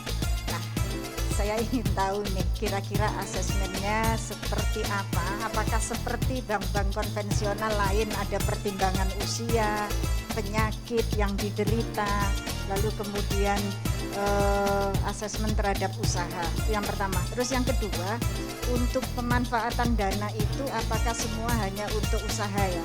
Apakah tidak bisa misalkan untuk kebutuhan-kebutuhan pokok seperti biaya sekolah dan lain-lain, misalkan seperti itu.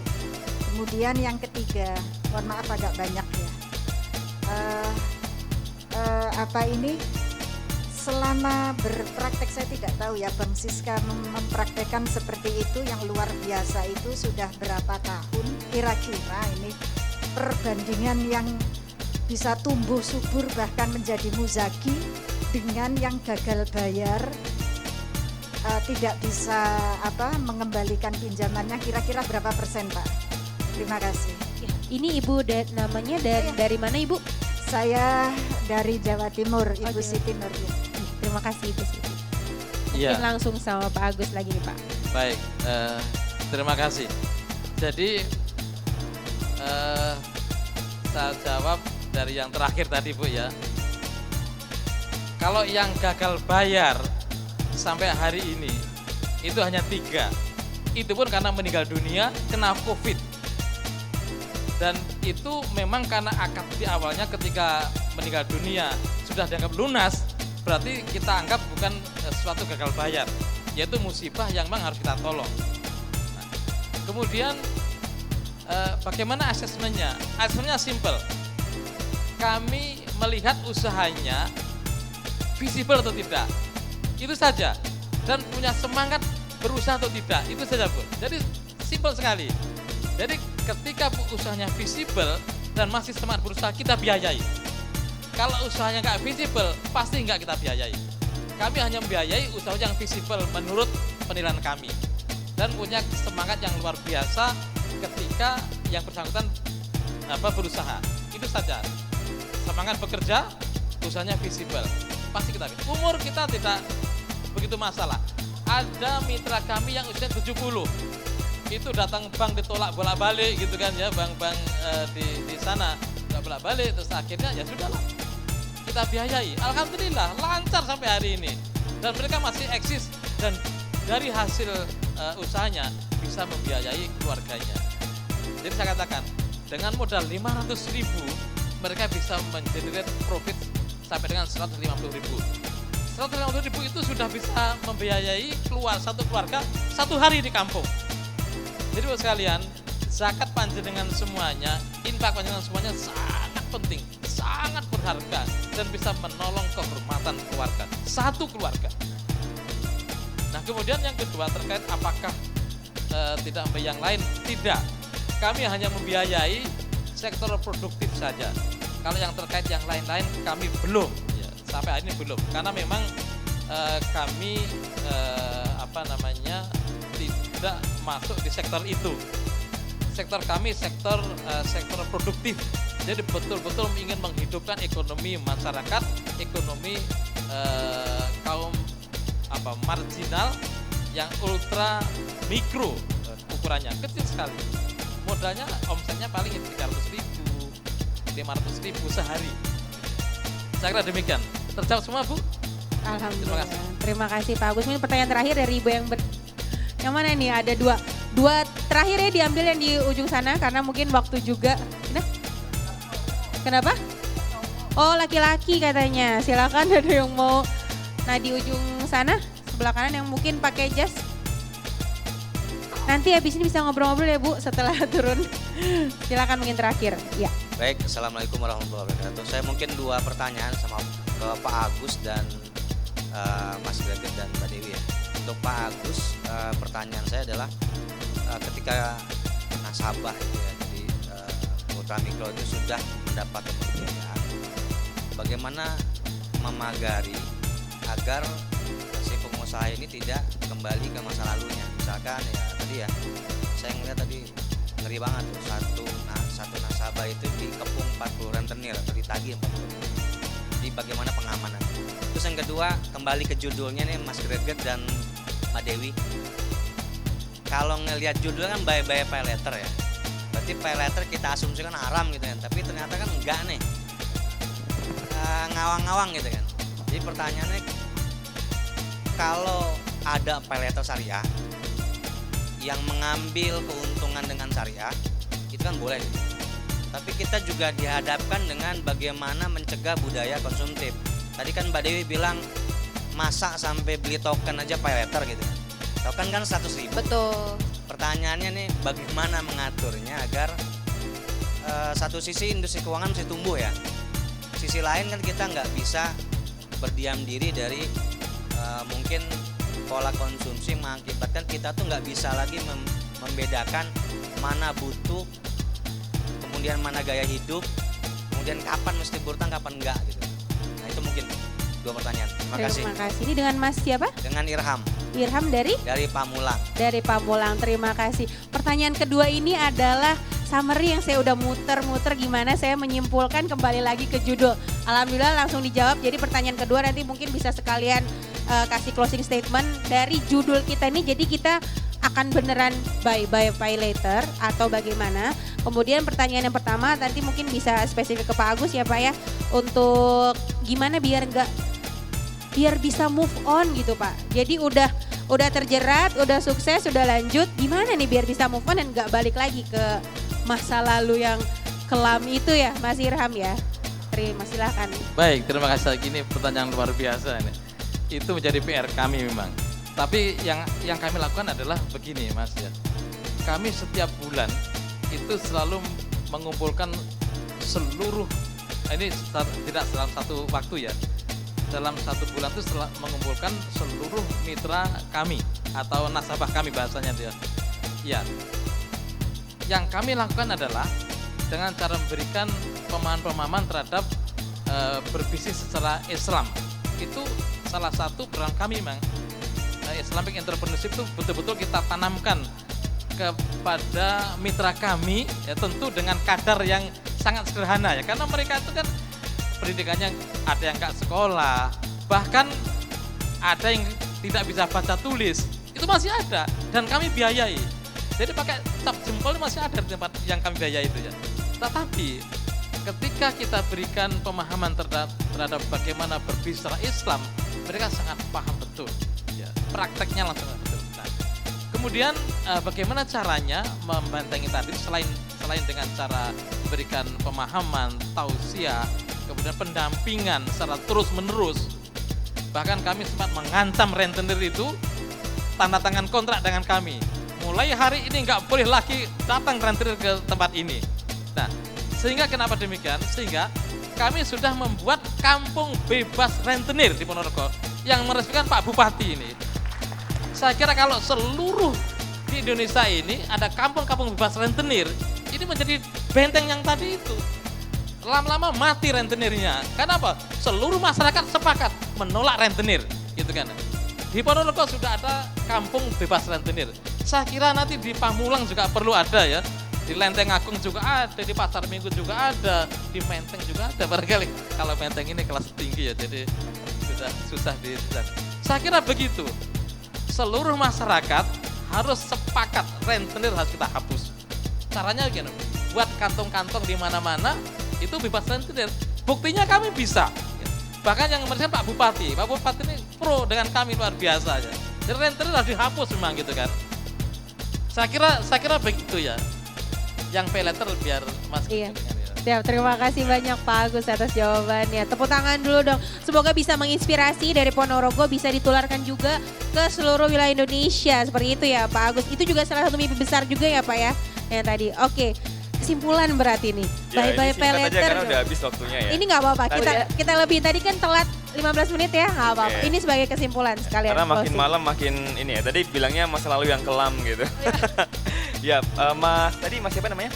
Irham. Mas Irham. Tadi di awal sekali sebelum kita mulai saya ada pantun saya yang bahasa Inggris tadi ya. Jadi Coba don't lagi. you cry, don't you blue, it's not a goodbye but see you. Jadi pay Cancel. letter ini setelah kita tahu ya kita see you aja gitu. Dalam arti kita udah tahu pay letternya ada yang halal ya, yang tanpa riba. Nah kembali saya sepakat dengan Pak Agus, saya sangat sepakat bahwa kalau kita pakai pay letter berarti pay letter yang terukur kemampuan kita untuk bayar. Nah terukur itu dengan cara produktif gitu. Artinya kita menggunakannya secara produktif, bukan untuk konsumtif. Terus nanti kembali ke yang tadi membedakan antara sesuatu yang konsumtif dan produktif dari basis keinginan dan kebutuhan. Ibaratnya kita lagi makan nih Mas. Kita makan tuh kan sebenarnya kebutuhan ya. Tapi ketika makan itu ada embel-embelnya nih. Makannya harus nasi padang restoran X, itu sudah jadi keinginan gitu. Jadi kebutuhan berubah jadi keinginan, memang tipis sekali. Nanti Mbak Amel bisa menjelaskan lebih detail gitu ya. ada satu hal yang menarik yang mungkin akan membuka pola pikir kita bahwa tidak selamanya konsumtif itu buruk gitu. Kalau ada yang tahu filsuf dari Persia yang terkenal, Jalaluddin Rumi, dia ada satu buku yang menuliskan puisi-puisi dia, dan salah satunya itu menceritakan bahwa Quran itu juga mengajarkan kita untuk spend ya. Kita juga boleh spending, belanja atau beli. Nah, supaya kita bisa spending, kita harus earning. Kita harus punya penghasilan untuk kita bisa spending, untuk kita bisa belanja. Jadi itu sebuah siklus sebenarnya. Kalau misalnya kita sudah bekerja, susah payah, nggak ada salahnya juga untuk belanja kalau kita mampu gitu. Jadi itu jangan sampai nanti gara-gara kita anti beli-beli gitu ya, terus jadinya orang jadi pelit, kikir gitu ya, bahkan untuk makan dia makannya sehari sekali gitu. Padahal mampu 3 kali, karena ada. Jadi manusia itu punya 2 ketakutan. Ketakutan pertama karena dia takut nggak punya uang, dia bekerja keras. Yang kedua, ketakutan dia kehilangan uang, sehingga dia nggak mau sama sekali mengeluarkan uangnya bahkan untuk hal-hal yang sifatnya kebutuhan. Itu bisa menjadi fobia, namanya krometofobia. Orang yang takut mengeluarkan uang gara-gara dia itu tadi takut kehilangan uangnya. Padahal uang itu kan perantara kan. Jadi konsumtif tuh ya nggak masalah. Tapi kalau kembali ke konteks pay later, saya sepakat dengan Pak Agus bahwa itu harus produktif. Kalau misalnya konsumtif itu kan keinginan gitu, kita nggak punya barang yang kita inginkan, kita nggak meninggal kok gitu kan. Jadi bisa ditahan gitu. Cakep. Bukan pantun lagi. Bukan ya. Dilanjutin lagi Iya. sama Amel, silakan. Oke, jadi mau nambah sedikit point of view juga. Jadi sebenarnya aku, Mas Greget sama Anissa ini backgroundnya sebagai financial planner, Mas. Jadi kita lebih ke gimana sih cara ngatur uang gitu ya dari sisi financial planning yang sesuai dengan Islam. Kalau dikaitin tadi ya, kenapa sih banyak orang yang pakai pay later nih untuk token listrik gitu ya, atau misalnya buat belanja online. Kalau dari aku pribadi sebenarnya mungkin ada yang salah nih dari pengaturannya. Itu dia mungkin nggak bisa ngatur gajinya, sehingga pas di tengah-tengah dia pas butuh token listrik mau nggak mau pakai pay later gitu ya. Jadi ibaratnya kalau misalnya yang salah seperti itu, apa yang harus diperbaiki? Ya pengelolaannya gitu. Jadi gimana cara ngelolanya? Ya balik lagi ke konsep kalau dalam financial planning nih, kalau kita dapat uang gitu ya di awal bulan, gaji atau income, kita harus ngatur gimana caranya nih uang kita bisa cukup untuk kita sebulan. Oke, saya ada pengeluaran buat listrik, buat sekolah anak, buat makan dan lain sebagainya gitu ya. Sehingga misal kalau total kalau di Jakarta sesuai dengan UMR itu totalnya 4.300.000 misalnya ya. Jadi kita masih bisa nabung nih 700.000-nya gitu ya. Jadi kalau kita pengelolaannya dari awal udah bener, ini insya Allah kita udah nggak akan tergantung sama yang namanya pay later. Jadi kalau ada orang yang bilang, saya ngerasa nih pakai pay later bermanfaat banget soalnya kalau listrik bunyi gitu ya, saya bisa pakai pay later aja. Atau misalnya saya pengen beli baju baru gitu di toko oren, saya bisa aja langsung check out. Ini kalau menurut saya sebenarnya harus ada yang dievaluasi dari keuangannya, yaitu dalam hal ini yaitu terkait dengan spending habitnya dia gitu. Jadi kalau kita udah bikin budget di awal dan kita terapkan nih budgetnya gitu. Kalau misalnya kita gajinya UMR deh biar nggak jauh-jauh gitu ya. Kalau saya ngasih contoh gajinya Mas Greget mungkin kan nggak bisa relate gitu kalau anak sekarang. Not gitu relate. ya, nggak relate ya Mas. Kalau UMR misalnya Jakarta let's say kita 5 juta. Kenapa ada UMR? Itu artinya sebenarnya seseorang ini bisa hidup dengan standar hidup Jakarta yang biasa aja nih. Kita nggak perlu yang harus ngopi di S-Box atau di mana gitu ya. Itu sebenarnya bisa loh. Dan saya banyak Di sini ada kopi harganya 100, bisa dilihat diambil di depan sekalian ya promosi Sekalian, ya. biar dapat semua layanan chef gitu. Jadi buat sebagian orang mungkin ngopi kebutuhan loh. Suami saya nih suka ngopi, jadi kebutuhannya kopi. Jadi buat sebagian orang mungkin keinginan. Tapi buat sebagian orang kebutuhan itu nggak masalah. Tapi mau beli kopi apa itu akan menentukan apakah ini jadi kebutuhan saya atau keinginan saya. Contohnya gini, tadi Mas Greget ngasih contoh nasi padang deh. Kalau misalnya nih, saya pengen nasi padang gitu ya, itu kebutuhan atau keinginan? Teman-teman, saya pengen makan nasi padang nih malam ini belum makan. Keinginan, ada yang bilang kebutuhan nggak? Ada yang orang apa aja bisa atau ada gitu ya orang maksudnya. yang orang Padang gitu. Jadi saya orang Padang harus makan nasi padang dong kebutuhannya, ya nggak? Iya, berarti Paksa. Iya benar. Jadi dari di sisi itu bilang keinginan, ada yang bilang kebutuhan juga. Tapi kalau saya bilang gini, saya pengen makan nasi Padang, tapi saya pengen lauknya itu pakai tunjang, ikan bakar, sama rendang. Nah itu kebutuhan atau keinginan? Itu maruk namanya ya. Jadi sebenarnya kita udah bisa makan nasi Padang pakai telur aja satu tuh udah cukup gitu ya. Nasi Udah Padang pakai kuah. pakai kuahnya jangan banyakin gitu ya. Atau misalnya pakai ayam deh gitu kan, sekarang udah banyak 12 ribuan juga udah bisa gitu ya. Nah itu artinya yang membedakan kita antara kebutuhan sama keinginan. Jadi kita sendiri sebenarnya yang bisa membedakan itu. Jadi nggak bisa nih kita nanya apakah ini kebutuhan nih Mas Greget atau keinginan, nggak bisa. Mas Greget nggak bisa. Jadi sebenarnya balik lagi ke individu masing-masing seperti itu. Jadi apakah kita akan buy pay later? Itu baik lagi, saya sepakat sama kesimpulannya dari Pak Agus sama Mas Greget bahwa bergantung. Hutang itu pada konsep awalnya adalah boleh asalkan untuk kondisi-kondisi yang darurat untuk kebaikan yang tidak bertentangan dengan prinsip syariah. Boleh untuk yang produktif sekalipun untuk konsumtif itu memang udah kebutuhannya mendesak darurat gitu.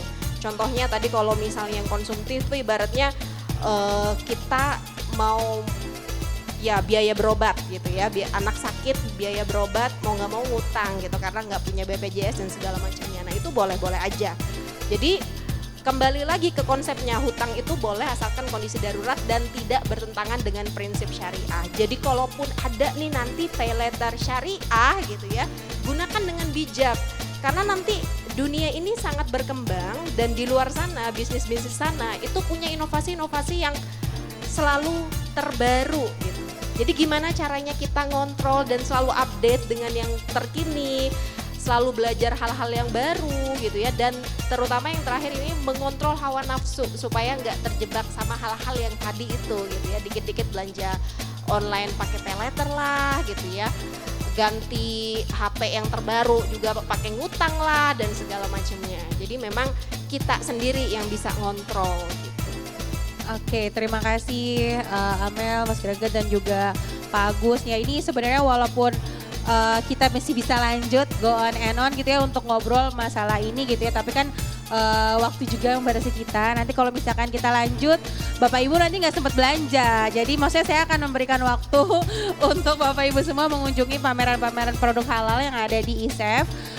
Kemudian juga tentunya saya pribadi dan juga mewakili seluruh panitia dari ISEF ini mengucapkan apresiasi setinggi-tingginya untuk para narasumber pada malam hari ini. Mungkin bisa dibantu juga apresiasi dari teman-teman semua untuk Bapak Agus, Mas Greget dan juga Mbak Amel yang sudah memberikan pencerahan gitu ya, walaupun judulnya ini bye-bye. Tapi tadi apa Mas pantunnya? It's a, ulangi. Don't you cry, don't you blue. Don't you cry, don't you blue. It's a goodbye. Not goodbye, but it's see not you. a goodbye. Itulah pokoknya. It's Yeah. not goodbye. It's a But see you. Jadi see you pay later dengan tadi kurang lebih kalau bisa saya sampaikan ada 3. Jadi bisa pay later kalau memang itu sudah kebutuhan yang mendesak, dan ada doruriyat ya kalau misalkan dalam syariah. Jadi memang sudah mendesak, dan kalaupun sudah ada, udah punya utangnya, dikelola dengan bijak. Kemudian gunakan produk-produk hutang yang dengan akadnya akad yang syariah. Kalau makan harus ada logo halalnya, maka bermuamalah harus ada syariahnya. Sekian dari saya, terima kasih. Assalamualaikum warahmatullahi wabarakatuh. Waalaikumsalam warahmatullahi wabarakatuh. Terima kasih kepada moderator dan seluruh narasumber. Mohon berkenan untuk tetap berada di atas panggung untuk melakukan sesi foto bersama.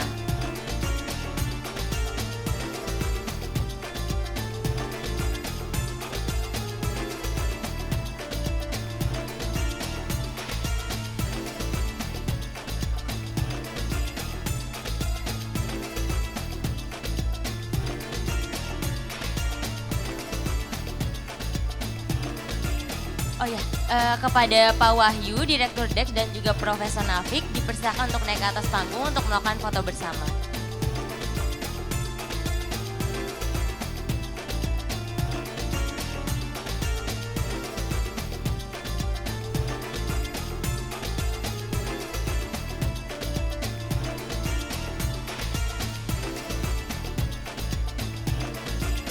Mohon bersiap-siap. Oke Bapak Ibu, izinkan saya hitung mundur. 3, 2, 1. Sekali lagi, 3, 2, 1. Oke, terima kasih Bapak Ibu, kami persilakan untuk kembali ke tempat semula.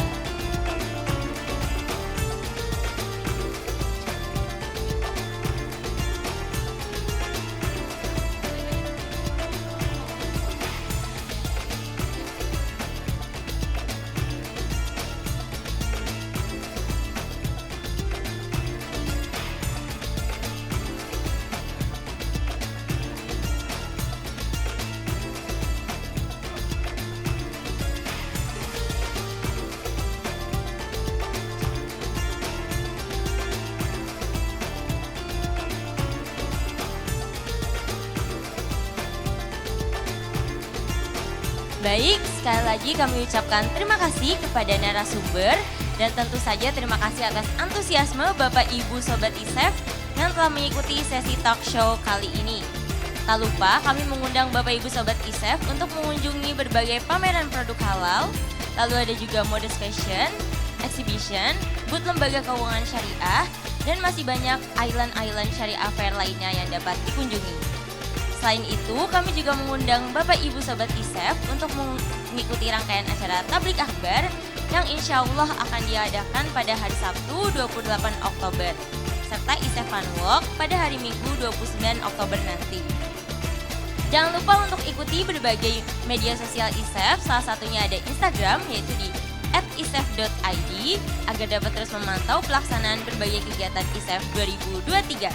Akhir kata, kami mohon maaf atas segala kekurangan dalam penyelenggaraan talk show ini. Saya Aina pamit mundur diri. Wassalamualaikum warahmatullahi wabarakatuh. Selamat malam Bapak Ibu semua.